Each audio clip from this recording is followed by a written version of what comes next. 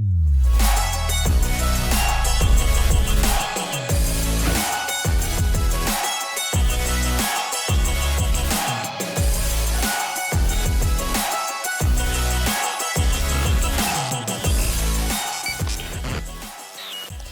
right, everybody. Welcome back to the What's Next podcast. I'm your host, Levi Casada, and today I got a very special treat for you, okay?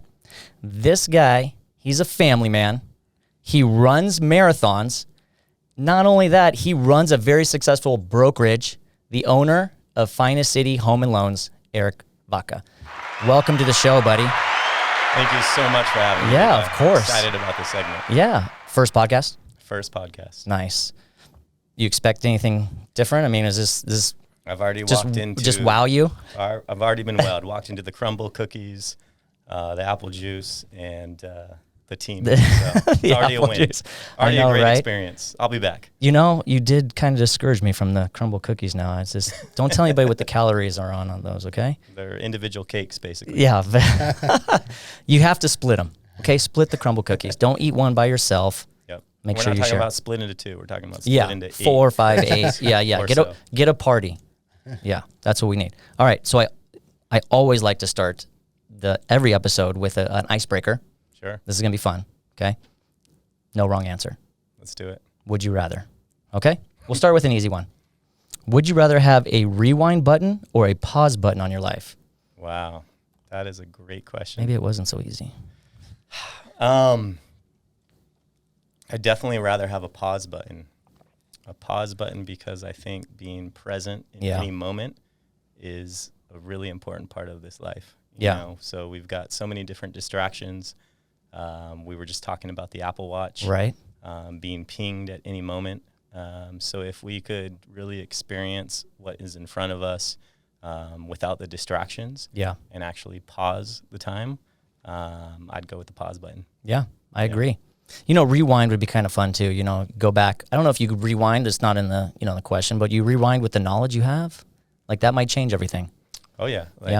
I'm in my 40s personally. So had I taken my last 20 years of experience and gone into an experience when I was 22, right, I probably would do things a little bit differently. You'd be ruling the world. Yeah. You already do. You know. And by the way, you're in your 40s. You look amazing. Oh, look at this guy. Nice of you. Look at that hair. God, Come on. I wish I want that Come on. hair. Likewise, we're the same age. No, dude. Look at this. We just talked about it. Kills me. Okay, here's the question, because we're the same height here, okay? Would you rather be half your height or double your weight? Oh, wow. I know. Gosh, half my height, is that legal? I put you in a different category. My weight. You know, you might file for some grants. You're coming with the great questions. We were just talking about our dad bods too, so I don't know if I could do double my weight. Man. Can you lose the weight though? It doesn't say. You can't grow. You cannot grow. I mean, not at 42. Yeah, not at 42. I'm not talking about being 7 years old. Yeah, so right. Definitely going to go with double the weight. Double the weight? Yes. Try to run it off. It might have been just persuaded over here because you can lose the weight. I double the weight. I think, I'm maybe 165 wet. So double the weight, I could still do some things. Yeah, I'll go with double the weight. Yeah, right? You could do some things. Yeah. Almost 300. Yeah. You might be lost in a crowd if you go to Disneyland, the mistake, you'd be like, hey, where's your parents? You know? That's true. Run around there. Like, yeah. I am the parent. Where are my 3 foot kids? tall. Yeah. All right. This is might be a hard one. Would you rather never brush your teeth or never brush your hair again? No shaving either. And I look at your hair, man. I don't know. I don't know what I do with that. Thank you for mentioning that. Yeah. I do take pride in my hair. It looks good in every picture. I'm just telling you. Oh man, thank you. Sometimes I don't feel like I have the great hair days, but oh no, it's a sensitive subject. Never brush my teeth or never brush my hair. I feel like there's gum for teeth, right? Let's go with never brush your teeth. Yeah. Yeah. Throw some gum in. Throw whatever kind of mint. Really? What about you, Tony? Well, you always wear hats, dude. I guess you could always wear a hat. That's a good. We didn't think about that. Yeah, Yes. I think I picked the hair. But it also says no shaving. You cannot brush, but they don't say cut it, right? Tony, you're killing me here, buddy. I'm always looking for. No, it says no shaving. That's what it said. I put it on there. I put in it. the face. Well, We'll just you keep know. a reasonable distance from everybody. No brush the hair. Yeah. You might look That's why we presentable. do this podcast. We might have to open the door though, halfway through if we didn't brush our teeth. That's a tough question. That I don't is know a if there's tough a one. right answer with that one. Yeah. Yeah. That's true. That's a one up. And I'm always trying to look like a loophole or something. And I know you are. Darn you. so- Final All right. answer, no brush. No brush. Not brushing the teeth. No brushing teeth. Me too. Yeah. All right. Here's the next one. Here we go. Would you rather have front row tickets to a musician you've never heard of, or listen to your favorite band performing from the parking lot? You were coming with some really Yeah. great questions. Front row to you never know, awesome musician that you've never heard of, or you're, in the parking lot. Yeah, Levi, I'm gonna go with front row to a musician I've never heard of. You're open because to anything. You could, when you're in the moment, sometimes you have an experience that, like I remember years ago I went to Coachella. And Really? That was before Coachella was cool, and I listened to so many different bands, and I thought that I was listening to the band that was going to take off, and I listened to that band maybe 10 years later now, and I'm like, I can't believe I even like that song. Really? So it was the experience that added to it. Yeah. I thought it was in the moment for the moment.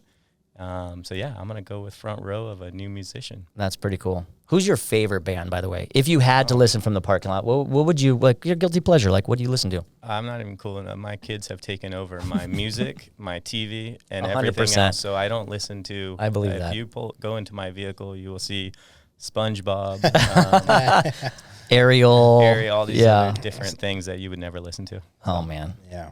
Oh, I have a daughter. So this is what I do.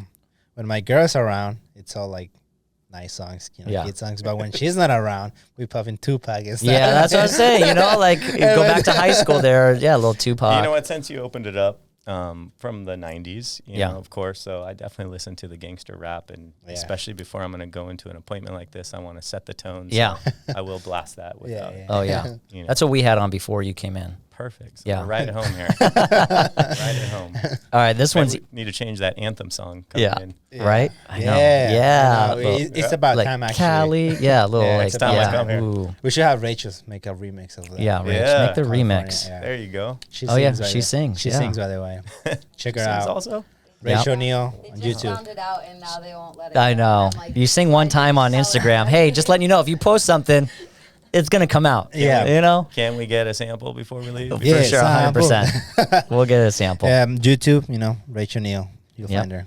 Nice. All right, this one is an easy one because you'll hear it. Would you rather live somewhere it rains most days or somewhere where it never rains? Which we're 100% basically never here. rains. Or we live in it right now. Which is why everybody's coming to San Diego on Right? a regular basis. Yeah. Yeah. I don't know. I'm from Arizona. I miss the monsoons. I won't lie. Really? I like the afternoon, like hard rain, and then it's gone. But Yeah, it's nice. It's definitely a nice feeling of like you feel calm, you feel relaxed. It's good for the greenery. right. So But I guess if I had to live in that 12 months out of the year, I mean, it would be like Seattle, right? Seattle, yeah, that's right. It comes here, you're right. People are happy over there. Yeah. Okay. A few more. Would you rather live in the mountain in a mountain cabin with no human contact, or a big city studio apartment with no personal space? Oh, that's very easy for me. I definitely would do the big city. Really? without personal space. Yeah. Oh man, I don't need know. to have a little interaction. You gotta have the interaction. Yeah, that's just me. Yeah. That's cool. I like people around. Yeah. I like to talk with people. So That's true. You'd probably go crazy up the I mountain. think I would go a little stir crazy. You start talking to animals and plants and stuff. The squirrel. Yeah. I guess you're totally right on that. And you're in a big, you're a big city. Okay, so let's see. Let's do. Oh, okay. I'm gonna ask you a question here. What would you rather watch the news or stoner movies for 24 hours straight? Oh, we're getting personal. I never watch the news. Oh, okay. That's not a lot of people do. Honestly, never have. I don't plan on watching the news. Yeah. So I would go with the stoner movies. Yeah, the stoner for movies. Sure. You got to go with That the stoner sounds a little movies. fun. Yeah. Not that I have any personal experience with Yeah. that, but sounds like a lot of fun. But like what is the one popular one? Half Baked. Half Baked, Dazed and Confused. Like, Confused. yeah, there's, Pineapple Express. Yeah. Yes. Yeah, I'd watch that. 24 hours, that's easy. The news, oof. I don't think Yeah. I'll recover from that. Stressed out. Yeah. Definitely. Yeah. All right, last one here. Let's see. Oh, actually, I think I got a couple more. Okay, let's go with this one. This one I've been thinking about. I literally drove here today. I thought about it. Would you rather, let's see. Oh, wait, hold on. There's a couple of them. Would you rather go into the past and meet your ancestors, or go into the future and meet your great-great-grandchildren? Oh my gosh, that is a really tough one. It's all about you, man. Yeah. I would go into the future. Really? I would. Yeah. And I might have answered that differently before I had kids. Yeah. But I think it's like very cool, these stages that we go through in life. Yeah. You know, like when it's just me, then you have a family, then you have kids, and then you're looking for the next stage that is going to happen at some point, which is becoming a grandparent. Right. So I think that would be very cool to see what happens in the future. And plus, like, why else are we doing this? We're working hard for our next generation. Yeah. So it'd be cool to see where that next generation took it. That's so true. Yeah. What about you? That's a great answer. It's kind of, this is weird because I looked up these questions, a couple days ago, and today I'm getting my haircut, and with my barber, we're talking about like, hey, my nana, she's getting old, and my tata already died, and I'm like, man, I just want to sit down and talk to her and see like where we came from, because he asked me, migrate from Nogales, Mexico, from Arizona, so it's just interesting to me. I kind of want to sit down and see where everybody came from. So the ancestor question actually came up today, just shooting the shit with the barber. So I don't know. I think but I totally agree with your answer. Like, I got 2 kids. I just want to see what they do and what they bring. And it's a tough one. That's a tough one. Because there's a lot you can learn from the past, right? Yeah. True. Like many of these questions, there's definitely not a wrong answer. There's definitely not a wrong answer. That one is super tough. I hope, maybe you'll think about it when you leave here too. That one would be a thinker. This one kind of adds to it. I'll do this one as the last one, then we'll move on. Okay, would you rather feel worse if no one showed up at your wedding or to your funeral? Oh my gosh. Definitely to my funeral. Right? Absolutely. And this is why I would go to the future to see if my like great-great-grandchildren still know their like great-great-grandfather. Like, hey, are you guys still mentioning me? Like, yeah, the funeral would be. The wedding should really be for you and your person that you're marrying. For sure. And the funeral is a life to remember. So you would hope that you'd have a strong enough impact on a group of people that show up to your last moment of memory. Yeah. I totally agree with that one. So we'll move on from there. Cool. You are a family man. Absolutely. 2 beautiful kids. Thank you. Yes. Enzo, my 6-year-old. Soleil, my eldest. Yeah. Wow. How old are they? So Soleil is my eldest, which is 8 years old, and then Enzo, which is 6. Oh, wow. Yeah. And they're in school right now. They're in school. Enzo's in 1st grade. Soleil's in 3rd. How'd you deal with the summer? Well, you know what? Which is cool, and this is obviously we don't have a different experience, but my kids are in year-round. Oh, wow. Yeah. Okay. So I like that. We actually have some friends who are parents that their kids are still on summer break or just going back this week. Yeah. And it was like a 3-month-long situation, which seemed like they did a lot of cool things during those 3 months, but it sounds like they're ready to drop the kids off to school. My kids went back last week, and I'm like, gotta get out of the house. Yeah. Yeah. So there's so many, good and the bad, obviously. The cool thing is that there's a little bit less pressure around the household. Yeah. Like usually you're like, okay, you got to eat, you got to bathe, time to go to sleep. It's like boom, boom, boom. And during break, everybody's a little bit more relaxed. Right. So that part is cool. But after being relaxed for a month and a half to 2 months, it's like, okay, ready to get back on the schedule. Yeah. I think we all want that structure. Yeah. Then do you take a lot of vacations with your family? Do you love to go to Mexico? Is that an understatement? It is. Yeah. When we're, I think it's just depending on like when we go on vacation, we want everybody to have a good time, right? Yeah. Like the kids need to have a good time, but the adults need to have a good time. Right. And Mexico always delivers. What's your favorite place? If you asked me maybe a year or 2 ago, I would have said Cabo. Just because it's so close. But I feel like we've probably played it out a little bit, and it's becoming it's been Americanized. Yeah, really feeling that way. So again, like I just feel like Mexico really caters to the family, caters to the kids, caters to the adults. They just want everybody to have a good time. So I don't think that there's a bad place in Mexico to go to. We just got back from Punta Mita, which is how was that? It was very cool. It was my first time going. Punta Mita itself is pretty small. Yeah. So usually when we go on vacation, we like to venture out, not just stay at the resort. So it was more of a resort-ish area. Sayulita is pretty close by. I don't know if you've ever been there. No. Surfer town. That was really cool. So do you surf? A little bit, yeah. I mean, I definitely used to more than I do nowadays, but I did while I was there. That was fun. Have the kids picked that up at all?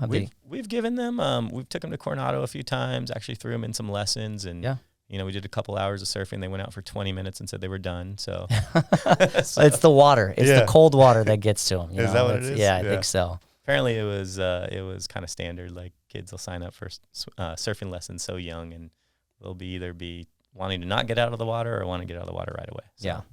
Now tell me a little bit about your background, because you were born in San Diego, correct? When did you go to Florida? So I was born in San Diego, but actually in junior high, I moved to Virginia first. Oh, Virginia first. Right outside of D.C., and I lived there from junior high to, I believe, a year in high school. Yeah. And then in 9th grade, I moved from Virginia to Florida. Okay. And it's funny, leaving San Diego, which is the best place on earth. Right. I was not exactly pumped to go to Virginia, but I ended up loving Virginia. Virginia's gorgeous. Virginia was I've cool. been there. Yeah. Very nice. There was a lot of culture, a lot of different things there. And then moving from Virginia to Florida, I was excited about it. But when I got to Florida, I definitely knew that I needed to find a way to get back to San Diego. Yeah. So I, sounds like I put in time, like almost jail time, but I was a couple of years, I put in some time in Florida. But you put in more time than you wanted to, because you even decided to go to college there. You went to the University of Northern Florida, correct? I did. Yeah. I went to University of North Florida for a few years, got my 2-year degree. And one day my brother, who is a year older than me, said, he was single at the time, and he said, I am getting married and I'm moving to San Diego. I was living in Florida with only him, because at that point my mom and stepdad moved from Florida to Chicago or somewhere else. And it was just my brother and I. And when he told me that, I took about 30 seconds to think. And I said, I'm going with you also. Yeah. So came to San Diego without a plan. My plan was to finish school, and that's when I got into the real estate business. So you moved into real estate right after college? After the couple years at University of North Florida, my intention was to come to San Diego and finish school. Yeah. I showed up at the San Diego State campus to sign up, and they threw me a little bit of a curveball. Not only was I now an out-of-state resident, which becomes about 4 times as expensive to go to school, they also told me I needed to be on a 1-year waiting list. Really? So hearing the news of a 1-year waiting list and couch surfing at my mom's house, I had to figure out a plan. So I got a job at Geico Car Insurance. Okay. And also was introduced to a mentor in real estate and mortgages at the same time. So I took both positions. I was so honored to be able to be introduced to this mentor. And when I took the position as the mentor and the job at Geico, eventually 6 months or so after working as a mentor or mentee, I was able to leave my Geico position. Yeah. And you knew exactly where you wanted to just full on, because after that it was Help You Buy? Was that who the mentor was? Yes, it was Help You Buy Real Estate and Home Capital Funding. And to this day, I'm just so thankful that I started with a company not knowing anything, right, but was trained in both real estate and mortgages. That's amazing. Super unique, unique today. But even back then, 20-ish years ago. You're 21. I was 21, and looking back at it now, I didn't know any different, that it was unique to do real estate and mortgages. So it was all I knew. Right. And when I spoke to, certain other agents as I was working with clients, submitting offers, I would send my pre-approval letter and my offer at the same time. And they would get on the phone with me and be like, isn't this like, you're the real estate loan officer? And I was so young that so sure, why not? Now I look back at it full circle and I'm like, how are you not doing both real estate and mortgages? Right. It just goes hand in hand. many of our clients find it to be, a lot more easier point of contact. One point of contact creates a seamless transaction. So it really does. That is the model that Finest City Homes and Loans is built off. That's incredible. And so you moved from Help You Buy, you became a broker associate, right, at Banker Hill Property? Yeah, so I worked about 3 to 4 years at Help You Buy and Home Capital Funding. And then through one of my transactions, I met somebody, a broker at a company called Bankers Hill Properties. I was super impressed with her knowledge in not only real estate, but in development as well. Yeah. And we just really connected through a transaction. And she offered me to move over and sell real estate at her brokerage, Bankers Hill Properties. And it was one of the best things I've ever done because also so thankful for the previous mentor, but I just learned so much more about the business. And it was also in the metro area, which I was always passionate about. So Mission Hills, Bankers Hill, downtown, always loved that area. And this broker was not only, had so much integrity and had a great name in the business, but also was in quite a few developments. So I was lucky enough to be part of some projects that I wouldn't have been exposed to previously. Right. So moved to Bankers Hill, was there for a couple of years. And when I went to Bankers Hill, they were solely a real estate company that didn't offer loans.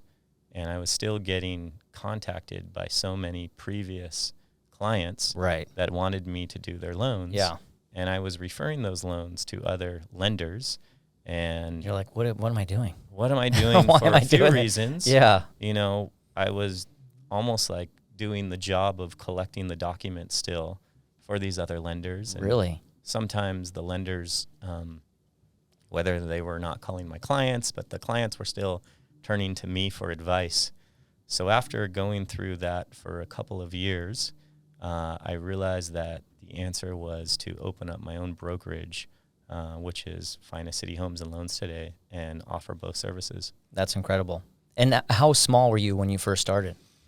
When we first started, I was probably maybe a group of 10 to 15 at the most. Oh, really? Yeah, and what's incredible when I look back at those times is a lot of the initial group that I started with at Finest City Homes and Loans was from my original position at Help You Buy Realty and Home Capital Funding.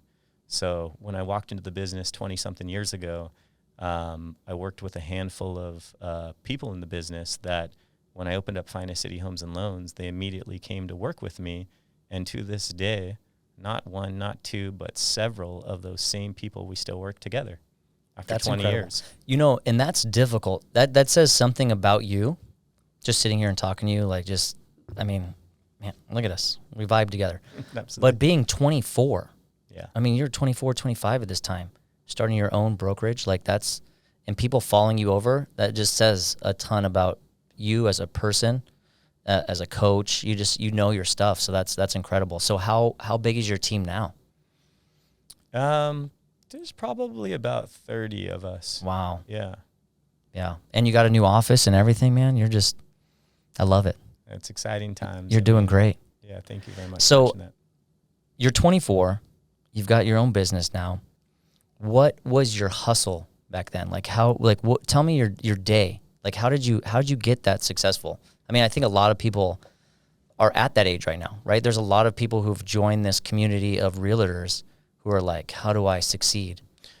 Yeah. One thing that I've learned about the business, and I've learned this over and over the course of the years, is that you just got to follow your passion. Yeah. And if there seems to be a task or something throughout the day that is not driving you, then it's going to be difficult to perform. Right. So if you're truly not passionate about your day-to-day, then you probably should switch up your direction. Right. And that's what I love about the real estate industry, is that I've now met so many different folks in the industry, colleagues, friends, that have taken different paths and have been successful. And I think the answer is to follow your passion, because 20 years ago, my passion might have been something different than what it is today that drives me. And over the course of the years, your passion changes. So 20 years ago, I wanted to be the best real estate agent, the best loan officer. I wanted to service as many clients as possible. I wanted to do so many different transactions. I thought it might be cool to have name recognition and see Eric Vaca on a bus stop, which might not be cool today. So, I think it is. I mean, and that changes, and I recognize that it now changes. And today, that passion has now changed to, it's just so much of a honor and a responsibility to have team members join Finest City Homes and Loans and give up their, trust to the brand and, devote their career to the business and trust Finest City Homes and Loans is going to guide them in the right direction. Yeah. So now I can look back at it and say my passion has changed to maybe not, crushing these crazy numbers of real estate and mortgage deals. And now it's watching my team grow. Right. So if a team member comes to me and they have goals, I get excited. That's my drive of, you've got these goals. Well, let's work on how we can get you there together. Yeah. And when I see them start somewhere and I see them move up in, their, not only just their business goals, but their personal goals as well. So whether it be how many transactions they want to close, or if they want to purchase their first home or their second home or their forever home, it's been so cool that I've worked with so many of these people over the course of the years, and I've watched them grow as a professional and as a person. Yeah. So, well, you knew how it felt. You had that help when you started. That's what you wanted. You needed that mentorship that you're now giving to your employee. And I didn't say employees, your team. Right. Is that what you look for when you also hire on, like someone that's not going to just be like, oh, I'm all about myself. It's got to be a really team-oriented person that. It's got to be a good fit. Yeah. So when I interview, and I almost look at it more as a casual conversation, because I might not ask you the very first interview what your business goals are. Yeah. I want to know just what your personal goals are. And if you come to me and you tell me you want to do 10 deals a year or you want to do 100 deals a year, I just want to be able to make sure that you have, first of all, you're in it for the right reasons. You have the client's best interest. And then if you have the client's best interest and you're willing to do what it takes to sharpen up your skills, I'm definitely, and others in the company beyond me are going to help you get there. Right. So. I think you should start your interview with would you rather. Just throw a curveball in there. Actually, you're right. Yeah, you're right. I'd like to get your list that you gave me, because that was a good one. Those will tell me a lot about the person. Yeah, that will throw them some curveballs right away. I'm like, am I in the right place? You're like, what am I doing here? I remember would you rather from some radio talk station, but they weren't really PG-13 would you rather questions. So I was a little nervous about what was going to be thrown at me. There are some crazy. Safe. Yeah. Oh, Courtney just joined us, so she missed that. Hi, Courtney. But yeah, right. We're talking the one girl. Yeah, right. PG-13. No way. Yeah. Well, that's great. So not only do you do, you're the brokerage, you also have a different company, So Enzo Designs. Tell me a little bit about that. Yeah. So Enzo Designs was named after my kids. Your kids. Dean, nice. Soleil, and Enzo. Oh, okay. I didn't even pick up on the so, but you're right. So I've always, over the course of the years, had some rental properties. And I want to say maybe 5-ish years ago, I decided to convert some of them to vacation rentals. Okay. Airbnbs. Yeah. And the first one that I converted was in Little Italy. And So Enzo just kind of had an Italian buzz as well. It does. So I called it the So Enzo Suite. And then that just kind of evolved, starting with one unit. That was your first one? That was my very first one. And it was such a great time just to learn a new part of the business. Right. I've always done long-term rentals, traditional rentals, but getting into the short-term rental business and treating it as a true business and growing it was something new for me 5 years ago.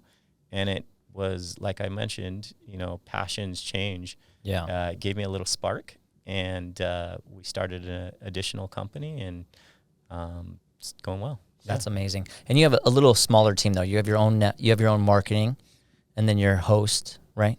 I do. Yeah. Yeah. So is it just the three of you that kind of run this one, or do you have anybody else? Yeah. So before some of the city regulations, we did have a few more on the team because we had a few more doors. Right. So now that's exactly right. So we have a cleaning crew that's dedicated to our units. Right now we have 21 doors right now on 21 listings on Airbnb. Wow, congratulations. That's amazing. Thank you. So we have a cleaning crew that is dedicated to, working 11 a.m. to 3 p.m. on a daily basis. Yeah. And then we do have 2 other team members. And what's been fun about that side of the business is just growing with the team. And I just love the fact that it really creates a win-win situation. It's fun to host out-of-towners and show them about San Diego. We've got manuals that tell them all the cool things to do in the neighborhood. And then some of the cleaners, the staff, a lot of times they were, the previous job that they were taking were working 10 hours a day for a major corporation. And it's great to see that now for committing 4 hours a day, they're probably making more money than they were doing at their previous corporate job. That's incredible. Nice. Yeah. And then the contractors that just have, so much traffic in and out of these units, we want them to look their best. So they're doing just, little handyman things on a daily basis as well. Yeah. Well, people are coming to the finest city, to have a good experience. I've noticed, I've looked at that page as well. And we'll talk about that later, but you have a lot of European, a lot of out of, country, state, you want them to look like, hey, you come to my city. We want it to be a better experience than a hotel. Right. Exactly. Cool. I have a question. Yeah. Yeah. This is you obviously, these. So what do you recommend to somebody that's interested in having a property? Do you recommend do more rent it to somebody that wants to live there with the lease and stuff like that, or you say go the vacation rentals stuff, rather than the people living there? Yeah, I think that we've all got to start somewhere. So if you're able to have a homeowner allow you to lease the place, sublet it, and then turn it into a vacation rental, I know a lot of folks that have been very successful off that model. And again, that's what we spoke about from the beginning. There's so many different pathways and directions to being successful. So you've got to try something to see if it works. And I know that model works. And that's probably a little bit easier to get in that way versus purchasing a property, owning the property, and then turning it into a vacation rental. So leasing it and then just renting it for it. I've got some friends that work off of that model, and they're able to, ramp up very quickly with several different units. So nice. Well, we're also very lucky to live in a city that we have visitors. The weather is that nice. There's no rain, just to let you know, as we were talking about earlier. But we live in a city that allows us to have visitors all year round, which is amazing. Yeah. So, it's funny, when I look at pro formas in different cities, they talk about peak seasons. Yeah. Peak seasons being 6 months, 9 months at the most. Right. And when I look at our calendar, 11 months out of the 12 months is peak season in San Diego. For sure. There's very fluctuation in the travelers that come in. So it's definitely. What month would you say is not our peak season? I think half of November and half of December get a little slow. They actually call it the burrs. So October, November, December are a little bit slower. Yeah. But it's really that mid-November to mid-December that I think people ramp up. They're going to be taking it's the holiday Christmas vacations and things like that. So it gets a little slower then. Right. They're getting ready. Maybe not so much vacations, but they're getting ready for their Christmas. Yeah. Where they're shopping, you got Thanksgiving, and then they all kind of run together now. I don't even know. Halloween's already a thing right now. It's not even September. Yeah. September 1 tomorrow, and it's get your costume. My son keeps asking me about my costume. I'm like, what do you want? We talked about that earlier. Sometimes the costume changes about 10 10 different times before Halloween. And you don't know. Yeah. You don't, as a parent, you don't know this. And I'm going to give you some advice as a parent. I have a 6-year-old and an 11-year-old, and you just give in. when you know your son is out there like, let's pick out a costume right now, and then I kid you not, he'll wear it 2 days straight, 3 days straight, and then he doesn't even want to put it on for Halloween. He wants to pick another costume out. So don't get it too early. You just got to be like, let it ride. He'll forget about it. He'll ask you, but he wants to be a DJ this year. Very cool. Yeah, he wants to be DJ Marshmallow. Wow, that is so cool. Isn't that weird? And he's like, Dad, be a DJ with me, because we always kind of team up. And then my daughter, be a DJ Khaled. I don't know. Like he's like, he wants to look at he wants to look at costumes. He's like, Dad, let's look at a DJ costume for you. I'm like, oh, okay. You should get DJ Khaled. Is that? Well, I want like a mask with those, like the fox mask. Chains. Yeah. Maybe SeatGeek. Yeah. You know that is? No. No. Yeah, I don't know those guys, but okay. We know DJ Jazzy Jeff. Yeah, you know? yeah. Oh, maybe I should pull that out. That Little would be DJ Jazzy Jeff. That's amazing. All right, so we're gonna change gears here, but we were talking about this before. Is technology. Technology is paved the way for realtors, and our industry, but it also kind of, I don't know. We talked about it. Just it disconnects us sometimes as well. We saw it during COVID. Yep. That we needed it. That was a huge part of, I think, technology. Right? You know, you had a full team. You went into the whole Zoom. Tell me about that progress for you. Yeah. So there was a period of time that we all had to learn different ways of doing business, and you know, technology is always evolving. I always think about when I first got into the business, you know, when you had access to the MLS, which had all the listings and the properties. It was almost like this hidden piece of the business that buyers and sellers had no access to. Right. So when I look at it in that manner, it's a good thing because there's a lot more transparency. You know, as a buyer, if you're looking for your properties, they have access to a lot of the same properties that agents have as well. And if they're at 11 o'clock at night thinking, oh, what about this neighborhood, you know, and they're able to kind of navigate them themselves, which I think is great. And if you're working with a seller, you have so much more exposure with the technology. But at the same time, as we see a market shift, I think we're realizing that technology also isn't everything. Right. You know, it's the professional that needs to step up to the plate and deliver value to the client. So technology can only do so much, but it's funny, now I'm hearing old school ways of doing business. Like, can you imagine we're talking about door knocking? Right. Nobody was talking about door knocking 2 years ago, Well, 3 years ago. Yeah. 5 years ago. Door knocking has always been a thing, and like actually doing things that create value to your seller or your buyer or your borrower, all of those skillful items that we need to have in real estate are all coming into play with a market shift. So although I think technology is important because it's evolving, it's something that we need to adapt, right? But also the old school ways of doing business is working with a lot of successful agents as well. Yeah. And do you see that changing again? Because you said the door knocking is kind of coming back. All the agents that kind of came on board during COVID because that was a necessity. You know, right. We needed more. There's people needed to move, and there needed to be more agents out there and stuff. Did you hire during COVID, or did you already have your team?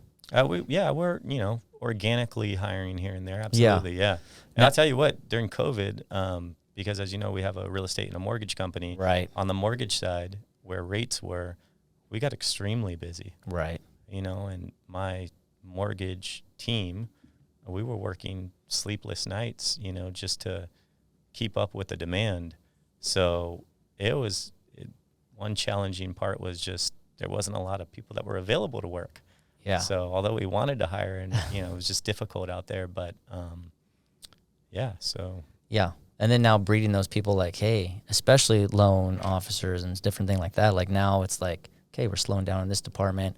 Like you said, you've found a way to keep them on and doing different things, getting back to the grind. You know, just like a lot of real estate agents, you didn't have that grind for the last 2 years. Now it's like you said, get True. Out there and door knock and teach them what you learned to do. Yeah, and that's what's fun about it, that, we kind of see it go full circle. Yeah. And just with the years of experience, we've noticed that just some of the ways that we were doing things before to be successful, we've had to do those things again. Yeah. That's pretty cool. Now we grew up in the same generation. We were talking about this. So social media, let's go into social media here. How hard was it? You have a great brand, by the way. I love your brand. Everything you do is amazing. You have a great, whenever I have a guest on, I go deep. Into it's your resume. Please, yeah. It really is, Yeah. It's like, it's true. My wife is like, what are you doing? I'm like, I don't know. I'm sort of watching videos and I'm looking at stalking this person for for 3 hours. Yeah. But same with hiring, you use social media. That's now your business card. That's your resume to hire people. How hard was it for you, our generation?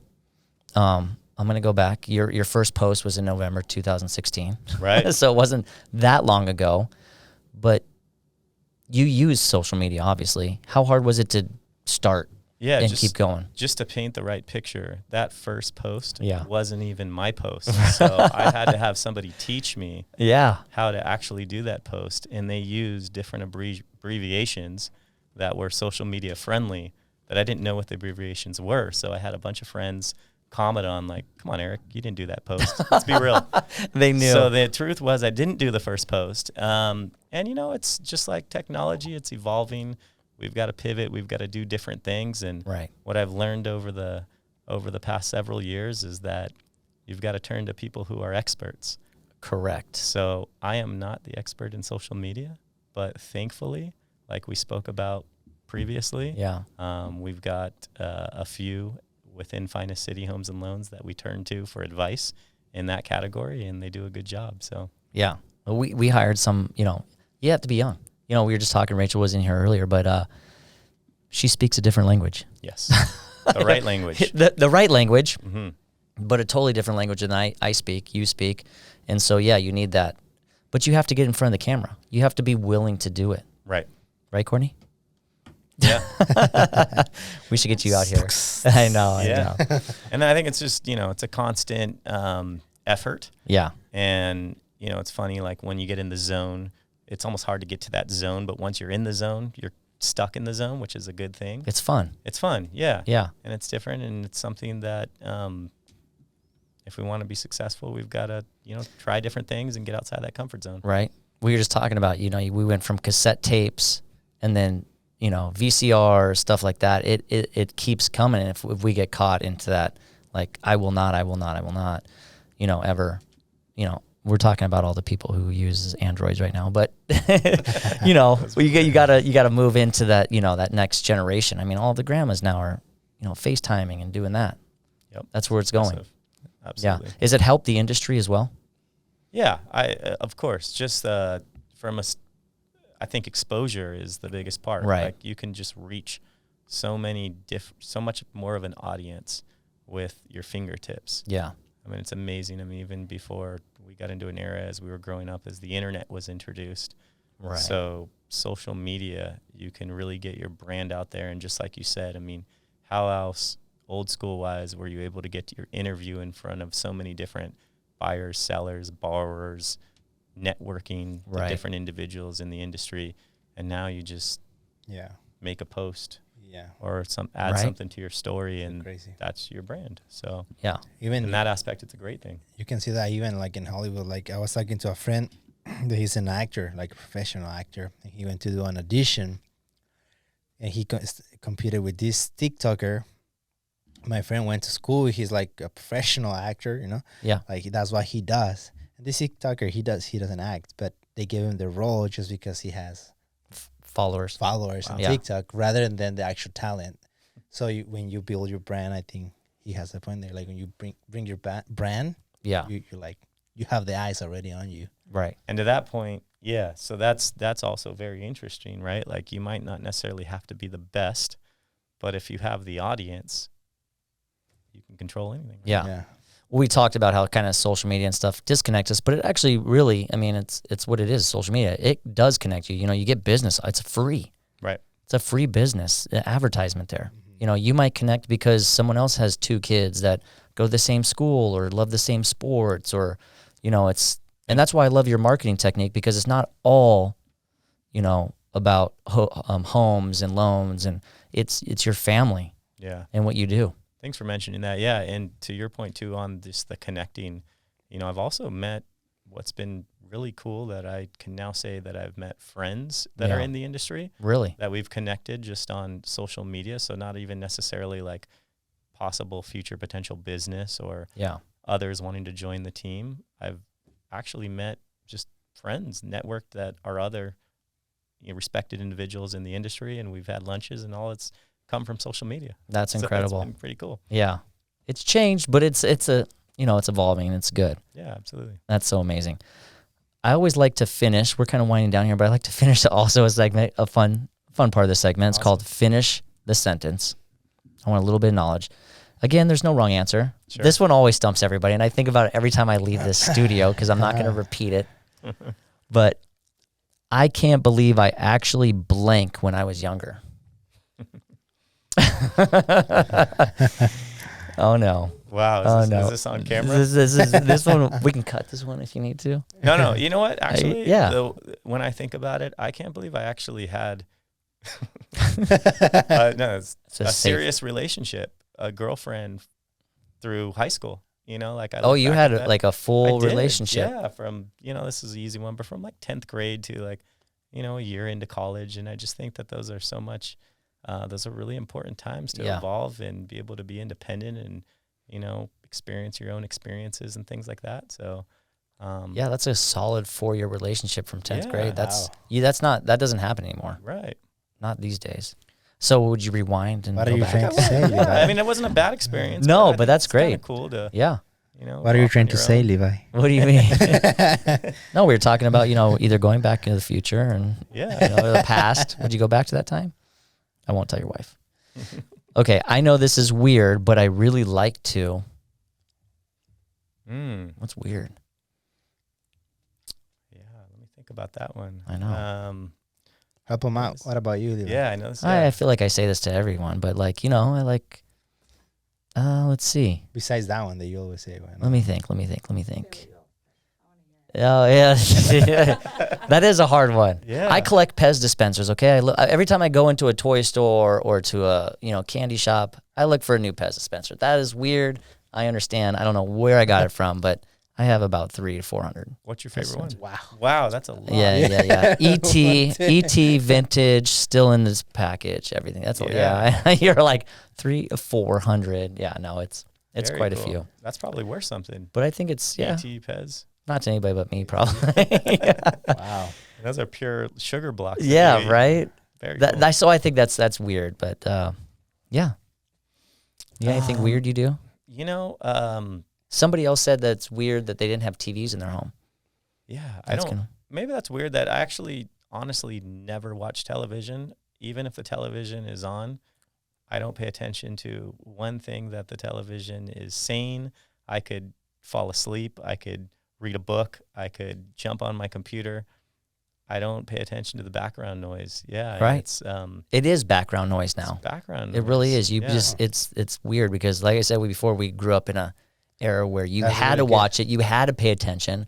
You had to sprint to the bathroom because if you missed it, you missed it. There was no rewind or pause or anything. Yeah. But now it's like you turn on something or the kids turn on something and it's just background noise. You work with it. Absolutely. Yeah. Okay, I laugh when? I'd probably say my kids keep me laughing on a daily basis. Do they really? Yeah. What do they do that's funny? Oh gosh, from the moment we wake up just to their bedtime. It's just constant, just things that they say, the new experiences that they have. They have me laughing on a regular basis. Yeah. I love that they just think they're the funniest things. It makes you laugh because there's how in your brain, how did you come up with that? Yeah. Yeah.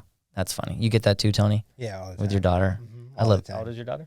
4. 4. Yeah. Oh, she's about to be 5 in September. Yeah. Yeah. It's cool. Yeah, all the time. And she does the funniest thing. I'm like, how can you okay. She makes me laugh. Which is hard. Makes you laugh? Yeah. She was in here the other day and she was watching Sonic while he was working. I was just like, dude, you love Sonic? Like, we were laughing. She's like explaining the whole plot. I was like, he's gold now. And it just makes me laugh. Like, that's a funny thing. Dude, like, she's so friendly. My dad is so friendly. Scary friendly sometimes. So I'm like, don't be so friendly with strangers. No, she just has a constant smile. Everywhere. Yeah. That's a good trait. That's a Yeah, it's a that's good very trait. Yeah, yeah. Just be careful with it. Yeah.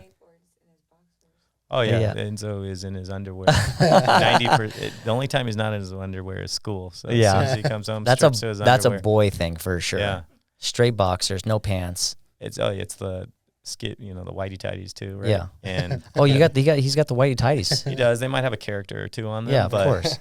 He ran out the other day on a scooter, and he was in his underwear, and he went down the cul-de-sac.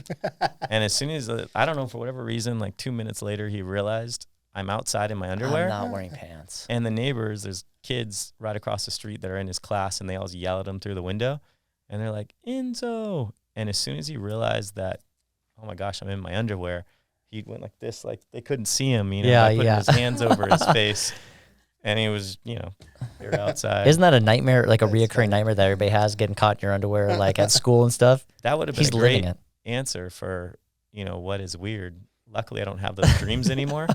But I remember those dreams where you would go to school with a shirt on but no pants. Yeah. Oh, wow. And you were like, they can't see me. They can't. I wonder what that means. I don't know. So you've obviously had that dream as well. Of course. Too many times. It's not a dream. It's a nightmare. It is a nightmare. Yeah. All right. Next question. I would die without, you can be cliche too. Yeah. If you want. I know the answer. Go ahead. I would die without my family. Yeah. Yeah. Some people say coffee. Are you a coffee guy? I go through my spurts, yeah, I think I could live without coffee here and I know. there. Yeah. What about I you? would die without Just my whiskey. looking at you. I would die without my whiskey. Yeah. Your whiskey. What about Courtney? Courtney would die Or without tequila. Tequila. We know that one. No, I get it. The family. I mean, you can see it. I mean, you're such a loving family. Yeah. It's amazing. I love it when.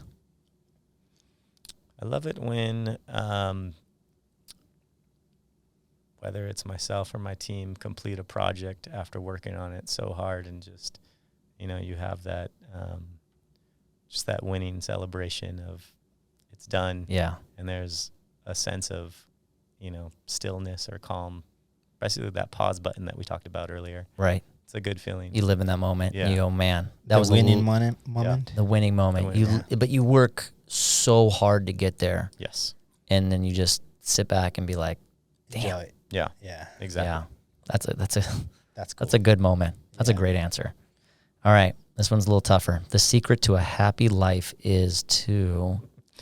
We all know the term, right? Happy life, happy wife. Happy wife, happy life. Yeah. So, secret to a good life is to give to others, right? Yeah. Because in this life, there's so much, so many experiences. Life gives back to you so much that when you come from a place of actually giving, that's the true joy. Yeah. I've had some great experiences. I've received a lot.